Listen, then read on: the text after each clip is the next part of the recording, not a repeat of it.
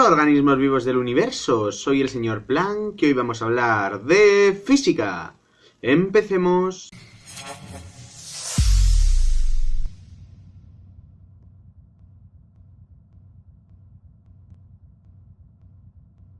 Bien, pues hoy vamos a descubrir qué demonios es eso de la temperatura. Entender que la materia se compone de partículas y qué es la temperatura conforman la base de la termodinámica. La termodinámica es una de las ciencias más extensas, abarcando distintas disciplinas como la física, la química, la biología, la geología, la ingeniería, de todo. La termodinámica está por todos lados, está donde menos te la esperas. ¡Oh! Termodinámica, fíjate. La temperatura es una de las 7 magnitudes fundamentales. Su unidad en el sistema internacional es el Kelvin, en honor a Lord Kelvin, uno de los padres de la termodinámica.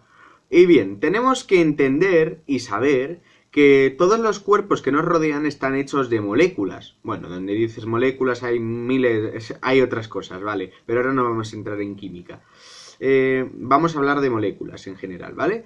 Este teclado, el teclado de mi ordenador, está hecho de moléculas. Estas moléculas se mantienen unidas entre sí gracias a las fuerzas intermoleculares, concretamente a las fuerzas de Van der Waals y a las fuerzas de puente de hidrógeno. Cuanto más intensas sean estas fuerzas intermoleculares, más compacta será la sustancia que se forme. Una sustancia que tiene sus moléculas muy unidas, que tienen una gran fuerza atractiva entre sí y que están formando una estructura bastante ordenada, decimos que es una sustancia en estado sólido. Cuando estas fuerzas intermoleculares se debilitan un poco y las partículas ganan cierta libertad, pero se mantienen unidas en un medio, decimos que la sustancia se encuentra en estado líquido. Y cuando las fuerzas intermoleculares prácticamente se rompen y las partículas pueden moverse casi con total libertad, entonces estamos hablando de una sustancia en estado gaseoso. Estos 3 estados son los estados de agregación de la materia. Y no son los únicos que existen, hay estados intermedios como los coloides o las emulsiones. Un ejemplo de ellos sería la gelatina, por ejemplo, y la leche, o la espuma. Sustancias de ese estilo son coloides o emulsiones. También tenemos por encima de los gases los plasmas, y bueno, eso es un tema que da para otro vídeo, y por debajo de los sólidos tendríamos los condensados de Bose-Einstein, que también daría para otro vídeo. Pero lo interesante es saber cómo podemos pasar de un estado a otro. Un cacho de hielo, indudablemente, se encuentra en estado sólido. Pero si le empezamos a aumentar su temperatura, poniéndolo por ejemplo en una olla, se va a derretir, va a pasar a estado líquido. Y si ese agua en estado líquido le volvemos a aplicar temperatura, llegará un momento en el que se evapore pasando a estado gaseoso.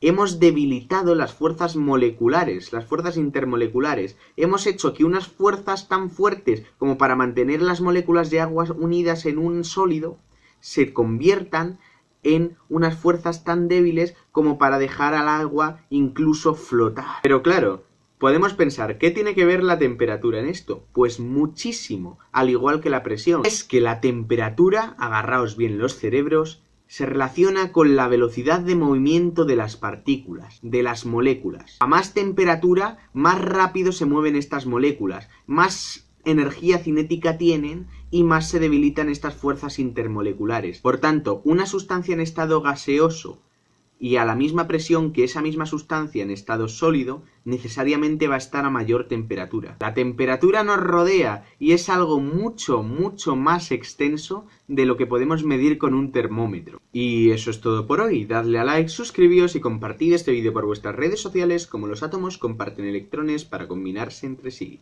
¡Nos vemos!